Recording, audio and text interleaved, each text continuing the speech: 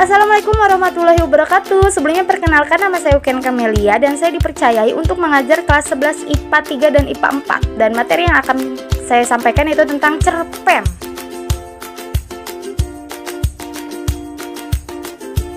Apa itu cerpen?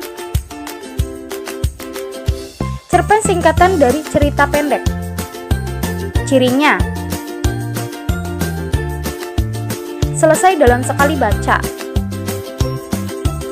Biasanya antara 1.500 sampai 3.000 kata, 3 sampai 10 halaman saja. Hanya berisi satu tema dan satu konflik. Bercerita tentang sepenggal peristiwa dalam kehidupan tokoh.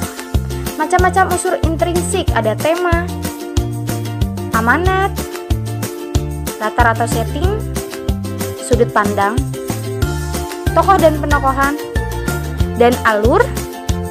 Terakhir, gaya bahasa. Di unsur ekstrinsik, muter,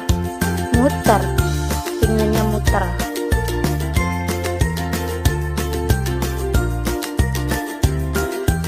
Yaitu unsur yang melatar belakangi terbentuknya karya sastra itu sendiri adalah unsur-unsur yang berada di luar karya sastra tetapi secara tidak langsung mempengaruhi bangunan karya sastra. Walaupun demikian, unsur ekstrinsik cukup berpengaruh terhadap totalitas bangun cerita yang dihasilkannya. Latar belakang pengarang seperti pendidikan, kondisi keluarga, jenis kelamin, usia, riwayat hidup pengarang, latar belakang politik, ekonomi, sosial, agama, dan budaya. Nilai-nilai yang terkandung dalam cerpen antara lain dapat dikemukakan sebagai berikut. Ada apa saja? Ya, ada nilai agama, yaitu nilai yang berhubungan dengan ajaran-ajaran agama seperti hubungan antara manusia dengan Tuhannya. Nilai moral, yaitu nilai yang berkaitan dengan etika perilaku kesopanan dalam masyarakat. Nilai budaya, yaitu nilai yang berhubungan dengan adat kebiasaan suatu masyarakat atau adat istiadat masyarakat tertentu. Nilai sosial, yaitu nilai yang berkaitan dengan hubungan manusia dengan manusia lainnya dalam kehidupan bermasyarakat. Selanjutnya, ada apa ayo? Ada nilai pendidikan, yaitu nilai yang berhubungan dengan pengubahan tingkah laku dari baik ke buruk, yaitu pengajaran ya. Nilai estetis, keindahan, yaitu nilai yang berkaitan dengan hal-hal yang menarik atau menyenangkan atau rasa seni. Nilai etika, yaitu nilai yang berkaitan dengan sopan santun dalam kehidupan. Nilai politis, yaitu nilai yang berkaitan dengan pemerintahan.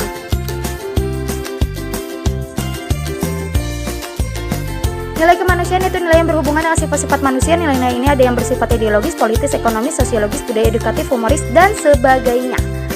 Ada contoh sepenggal isi cerita pendek dari Filosofi Kopi. Apa ayo?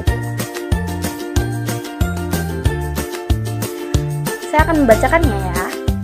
Aku mengiyakan saja. Bagiku perjalanan ini hanya kekonyolan belaka.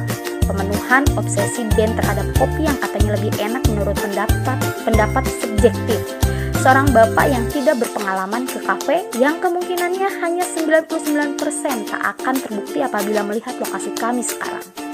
Di belokan yang dimaksud Ben, kami berhenti untuk bertanya pada seorang perempuan yang melintas. Oh, barangkali yang sampean maksud itu warungnya Pak Seno. Pokoknya di sana ada kopi yang enak sekali, jelas Ben. Oh iyo, perempuan itu menjawab semangat.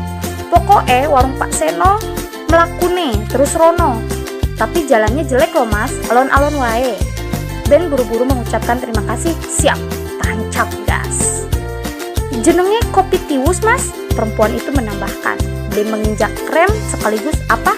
Kopi tiwus. Iki loh, aku juga baru tahu bahwa dari sana dia menunjukkan isi bakul yang dipanggulnya. Biji-biji kopi yang sudah kering terpanggang.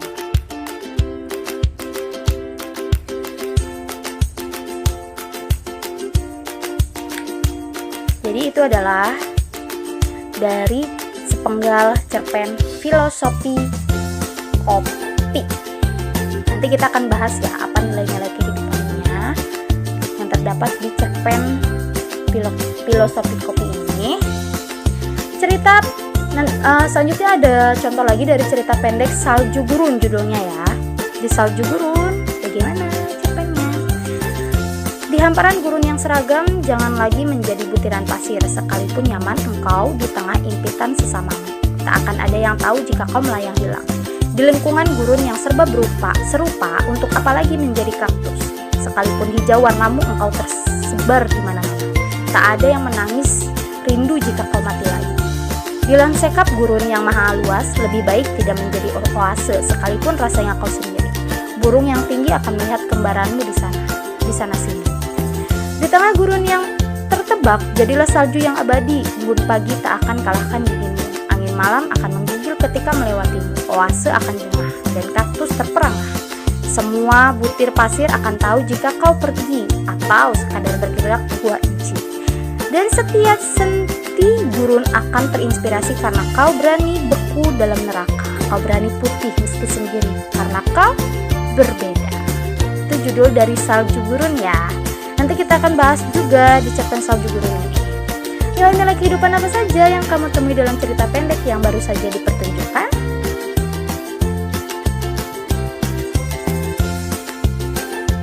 Baik, kita akan bahas ada apa saja nilai-nilai kehidupan dari 2 cerpen tadi.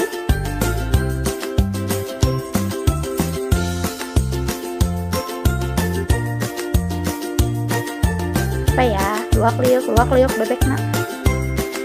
Pada cerpen filosofi kopi terdapat nilai moral etika dilihat dari kutipan berikut. Di belokan yang dimaksud Ben, kami berhenti untuk bertanya kepada seorang perempuan yang melintas. Oh, barangkali yang panjenengan maksud itu warungnya Pak Seno. Pokoknya di sana ada kopi yang enak sekali, jelas Ben. Oh, enggih, perempuan itu menjawab semak. Pokoknya warung Pak Seno melakune terus rono, tapi jalannya jelek loh mas. Alon-alon wae. Dedek, keluar. Dalam kutipan tersebut, pengarang menggambarkan ketika Ben yang kesulitan menemukan tempat tinggal Pak Seno yang kemudian membuatnya bertanya kepada seorang perempuan, salah satu warga di desa tersebut. Perempuan tersebut menjelaskan arah untuk menuju tempat tinggal Pak Seno dan memperlihatkan kopi tiwus yang ia bawa dari tempat tinggal Pak Seno. Unggu dengan tingkat bahasa Jawa, ngongkoyang artinya berada, bertempat, pantas, cocok sesuai dengan sifat-sifatnya. Kedua kata tersebut jika digabungkan, unggu-unggu artinya sopan santun, basa-basi atau tata krama. Ini menunjukkan bahwa orang Jawa dalam bergaul dalam masyarakat selalu memperhatikan aturan sopan santun dan tata krama demi menjaga keselarasan sosial dan tercapainya hidup rukun, aman, damai, sentosa tanpa adanya konflik. Jalan lagi, itu harimau, macan atau apa ya? Tiger. Selanjutnya, pada cerita pendek berjudul Salju Gurun terdapat nilai estetika dilihat dari kutipan berikut. Di tengah gurun yang tertebak, jadilah salju yang abadi. Embun pagi tak akan kalahkan dinginmu. Angin malam akan menggigil ketika melewatimu. Oase akan jengah dan kaktus terperangah. Semua butir pasir akan tahu jika kau pergi atau sekadar bergerak 2 inci.